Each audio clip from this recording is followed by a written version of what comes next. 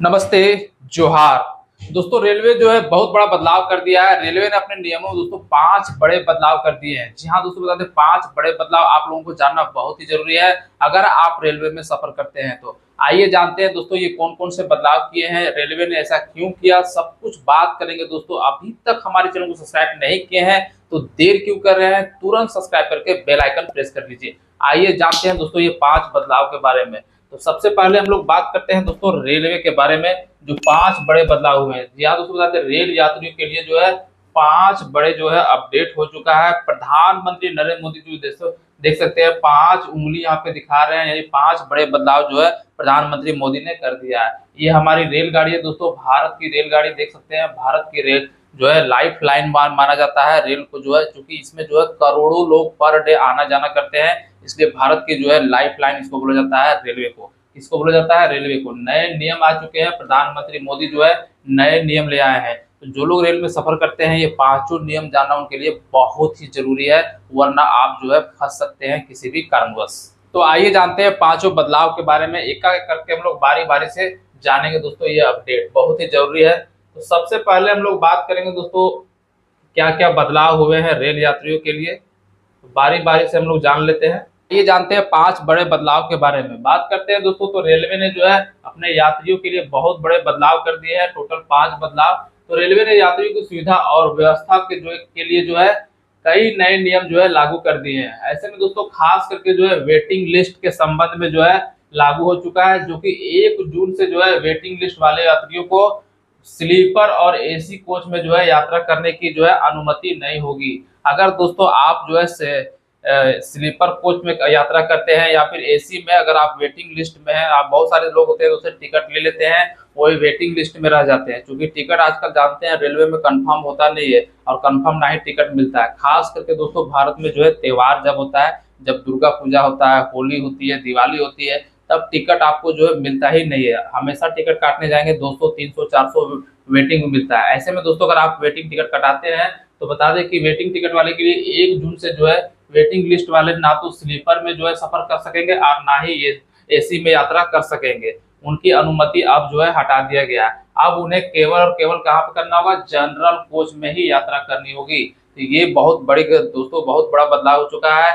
आप पैसा दे रहे हैं दोस्तों स्लीपर का, लेकिन आपके जो है कंफर्म टिकट नहीं मिला, इस वजह से आपको कहाँ सफर करना पड़ेगा? जनरल में सफर करना पड़ेगा। कहाँ पे दोस्तों? जनरल में सफर करना पड़ेगा। 100-200 रुपया वाला टिकट में आपको सफर करना, 100-200 वाला कोच में सफर करना होगा।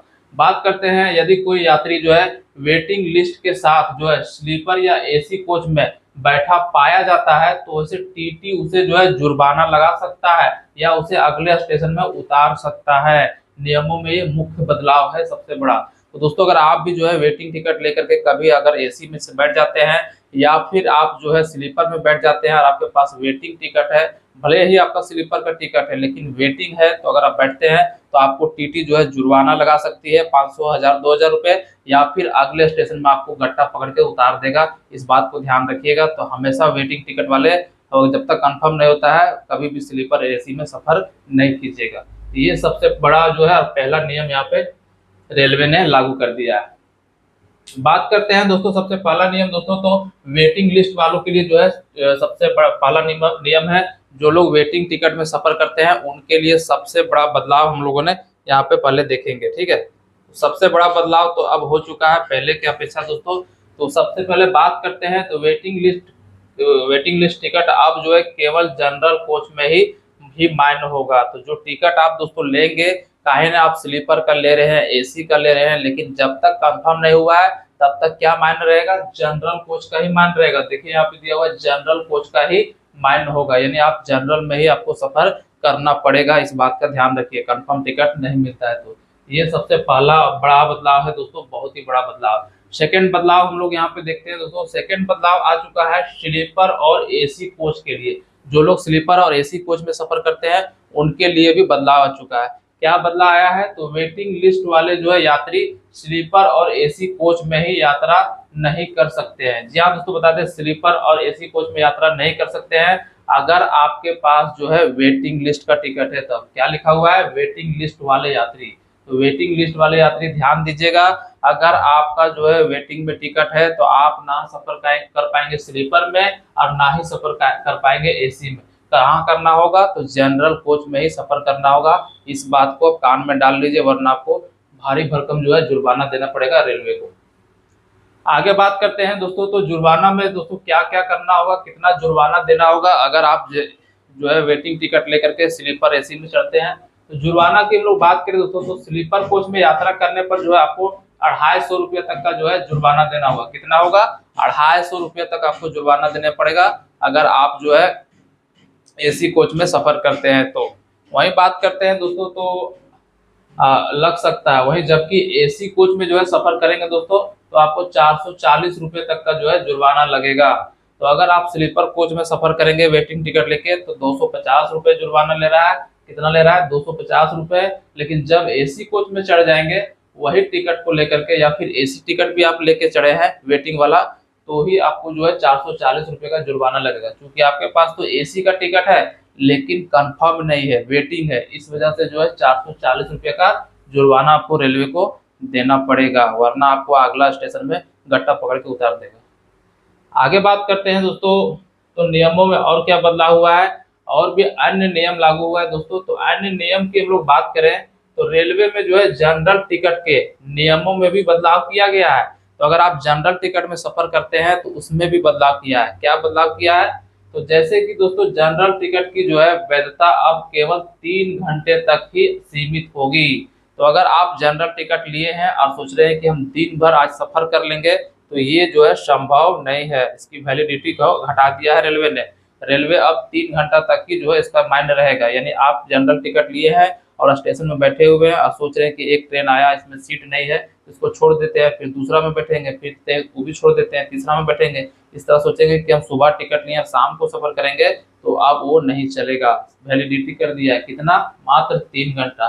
तो जनरल टिकट वाले ध्यान दीजिएगा, जो लोग जनरल टिकट में सफर करते हैं उनके नियम में बहुत बड़ा बदलाव किया गया है। बस उसकी वैलिडिटी अब 3 घंटा है। टिकट की वैलिडिटी कितना रह गया? 3 घंटा। 3 घंटा के अंदर आपको सफर कर लेना होगा, वरना उस टिकट से फिर चढ़ेंगे ट्रेन में तो आपको जुर्माना लगेगा, आपको फाइन भरना पड़ेगा। तो ये भी नियम जान लीजिए जो लोग जनरल टिकट में सफर करते हैं। तब अगला जो यहाँ पे बदलाव हुआ है दोस्तों, वो बदलाव कुछ दूसरा हुआ है।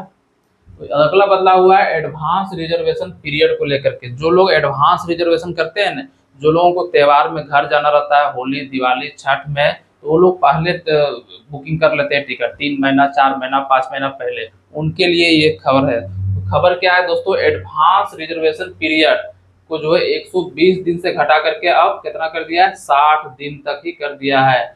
यानी कि आप जो है पहले 120 दिन यानी 4 महीना जो है 4 महीना पहले आप टिकट बुक कर लेते थे, लेकिन अब उसको घटा करके कर दिया है मात्र और मात्र 60 दिन। यानी अब जो है 2 महीना पहले ही रिजर्वेशन टिकट आप बुक कर पाएंगे। क्योंकि पहले ये नियम था 120 दिन आराम से 4 महीना पहले आज बुक कर लिए, दुर्गा पूजा में घर जाना है 4 महीना बाद, चलो टिकट अभी बना लेते हैं। लेकिन अब वैसा नहीं है। अब आपको जब सफर करना है उससे 60 दिन पहले ही टिकट बुक कर पाएंगे। 120 दिन वाला जो समय था दोस्तों उसको हटा दिया है, इसको घटा करके कर दिया है मात्र और मात्र 60 दिन। तो ये 5 बड़े बदलाव रेलवे ने कर दिया है दोस्तों। इसको जानना बहुत ही जरूरी था। आप लोगों ने तो ये इस वीडियो के माध्यम से ये जानकारी जान लिया, लेकिन और लोग नहीं जाने हैं, इसलिए सभी को जो है इस वीडियो को शेयर कर दीजिए, सभी तक पहुंचा दीजिए, ताकि सभी को जो है ये जान ले।